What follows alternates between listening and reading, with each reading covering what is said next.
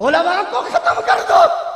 Air condition कमरों में बैठने वालों, मंसूबे बनाते हो, मदारस खत्म कर दो, उलमा को खत्म कर दो।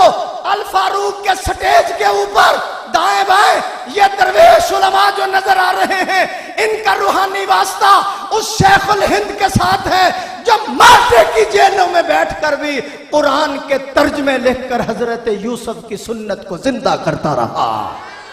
इनका रूहानी वास्ता उन उलमा के साथ है जिनकी 22 साल के बाद तकबीर ऊला फौत हुई तो शेख गंगोही की चीखें निकल जाती हैं। इनका रूहानी वास्ता उन उलमा के साथ है जिस हजरत थानवी ने 2200 किताबें लिखकर उम्मत पे एहसान कर दिया। इनका रूहानी वास्ता उस शेखुल अरबी वल अजम हुसैन अहमद मदनी के साथ है जो खालिक दीन हाल में अपने फतवे का इजहार और ऐलान कर रहा है। मौलाना जौहर कदमों पे गिर पड़े, हजरत बयान को बदल दे, फरमाया बयान बदलता हूं, ईमान बदल जाएगा, इसलिए मैं अपने फतवे का इजहार करता हूं।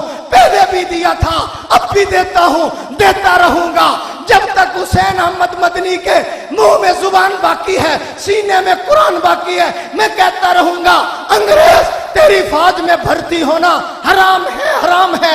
मेरे दोस्तों, इनका रूहानी वास्ता उन उलमा के साथ है जिनको अम्मी आयशा की इज्जत व अजमत के लिए इस्लामाबाद के टोल प्लाजे पे 80-80 गोलियां मार दी जाती हैं।